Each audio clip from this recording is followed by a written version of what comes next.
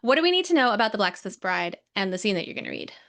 Okay, so this is from chapter 2. I went pretty early when I selected the excerpt. Matthew and Elizabeth are best friends, have been since they were children. He lived with her family briefly after his parents died. He is now a blacksmith.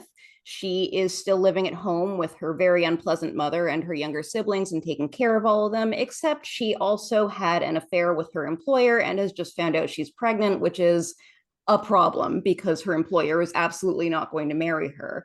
So Matthew comes to visit and he can tell something's up. So he's like, hey, what's going on? And he's sort of trying to pry this information out of her. And that is where we come into this scene. He touched her shoulder gently, and she did not flinch away. You may tell me, he said. I am not your mother, nor am I a child who requires your protection. I can bear your troubles as well as my own. Mine are small enough. No, she sniffled. You may not. I believe you are strong enough to bear them, but I cannot bear the telling of them. You would turn from me in shame, and you would be right to. Matthew scoffed. Don't be ridiculous. What could you do that would cause me to turn away when we have known each other so long? We're hardly strangers to each other's faults. It's not a fault, but an action. She sniffled again, taking her hands from her face so that she could wipe her eyes. And even if you don't, I will still feel the shame of it. The shame of what? On impulse, he caught her hands in his and held them. Whatever has befallen you, I can help if only you'll tell me what it is you need. She made a half-hearted attempt to pull her hands away, but he hung on too tight for her to manage it. Failing that, she kept her eyes cast to the ground, worrying her bottom lip between her teeth. If you do turn from me, she said, I will not blame you for it. You'll have no need, Matthew said, for I won't do it. Elizabeth made a wet sound halfway between a snort and a cough. For a moment, Matthew was afraid she was about to be sick again, but she rallied. And if I tell you, she stopped. He squeezed her hands. If I tell you that I'm to bear a child out of wedlock with no father to claim it? Looking back on the moment later, Matthew would be infinitely grateful that he didn't drop her hand out of sheer shock. Of all the sins she might have confessed to, the possibility of pregnancy hadn't occurred to him. You, how? Matthew. Now she looked up at him reproachfully. Surely you understand how. He felt himself flush. I do, but I'd no idea you. He wished to run his hand through his hair, as he often did when confounded, but he knew he couldn't let go of her without signaling that he was withdrawing. I never realized there was a man who. There isn't. She dropped her gaze again. That is, the child's father will not, cannot claim it. I'm alone in this. But he must. Outrage flared in Matthew, quick as a spark to kindling. How may he not claim the child when it comes about from his own actions? He must share in the guilt with you if there is guilt to be had. Her talk of shame made little sense. At least a quarter of the women in the parish had already been heavy with child when they were first wed, and everyone knew it. There was no punishment for them so long as they were safely wed by the time the child was born with a husband to provide for them and their offspring. Barbie's own oldest daughter had been born only 4 months after her wedding day, and it had done nothing to lower her in Matthew's estimation. He couldn't imagine why Elizabeth thought the case would be different for her. A thought struck him. Is he wed already? No! This time, Elizabeth pulled her hands away with such violence that Matthew was forced to let go. I would never do such a thing. You know I wouldn't. Then why? His hands now free, Matthew indulged in his earlier impulse to push them through his hair. If he has no other ties to keep him from taking responsibility for his own child, what prevents him? He cannot expect you to bear it alone. Matthew, please. Elizabeth pulled her knees up, hugging them to her chest. I can tell you nothing more. Don't ask me anymore. She looked close to tears. On impulse, Matthew shifted towards her and put both arms around her, pulling her close. She went limp in his grasp almost immediately, putting her head down against his chest. They hadn't embraced like this since they were children, back when such a gesture was free from the potential for fraught emotions on either of their parts. Matthew would never have dared to do it before. He knew it would tear at him to let her go. But she needed him now, and that meant more than his own petty jealousy. He was jealous. He could feel it burning in his breast, much as he wished he felt otherwise. He had no right. He tried to tell himself that the sensation was only anger, anger at this man who had used his friend and gone on his way while leaving her with the consequences, but he knew there was a meaner, baser element to it.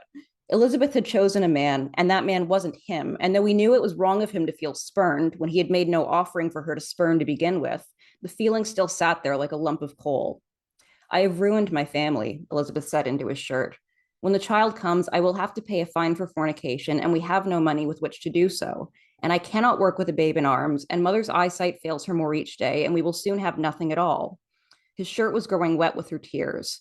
I would be of more use to them now if I simply went away into the woods and lay down to wait for the wolves to take me. At least then they would have two fewer mouths to feed.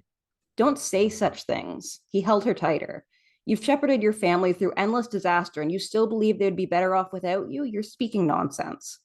She laughed wetly. He may ask my mother if she feels the same and come away with a different answer. Your mother is a rotten scold. When Elizabeth drew back from him, open-mouthed in shock, he only shook his head. Did you think I didn't know? I see how she treats the lot of you no matter how hard you work to please her. She will carry on with her cruelty no matter what you do, so I see no purpose in attempting to please her. Don't, she said. Her fingers dug hard into his tunic. You mustn't. She tries, truly. You don't recall her before. When father was alive, she wasn't like this. It's the loss of him that has made her hard. She shook her head. I pray God that I will never be so dependent on a husband as she was, for I think the better part of her died with him. And I cannot blame her for that. I remember her perfectly, well before, Matthew retorted. Do you really see such a great change in her? She was always unkind, especially to you. You need never think that what she says of you is true. Whatever she may think of me now, Elizabeth said, no one could blame her for turning me out of doors when she discovers my condition. There's no room in the household for another child, and that's the plain truth of it.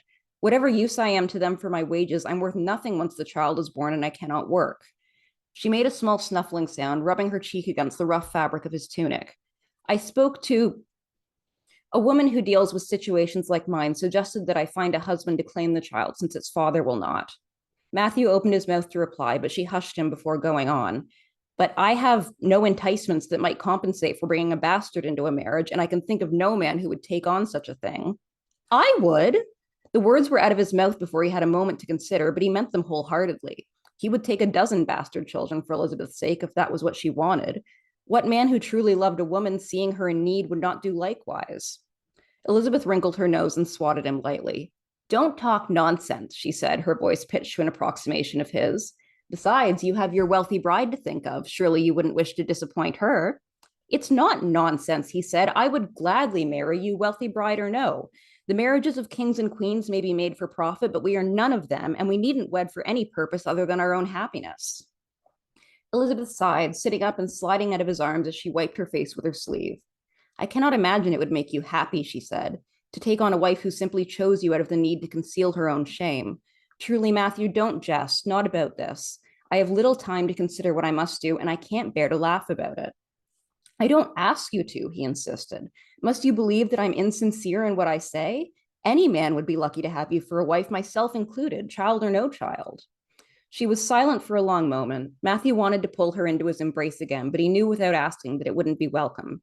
He wished he could convince her somehow that her low estimation of her worth was horribly wrong, that whatever she had convinced herself, or more likely what her mother had convinced her of, she had more value than as her family's workhorse, but none of his words ever seemed to make the slightest difference. When she spoke again, her voice was low and serious. Are you in earnest? I do not know what else I might say to convince you. Matthew rather felt the control of the conversation was sliding away from him, but he wasn't quite sure how. I know of no man who would not want such a view as a wife, and if he did, then I would call him a fool. No, She huffed a laugh, dropping her head into her hands. You don't understand me. I mean, she turned to look him full in the face, her eyes wide and dark and serious. Are you in earnest?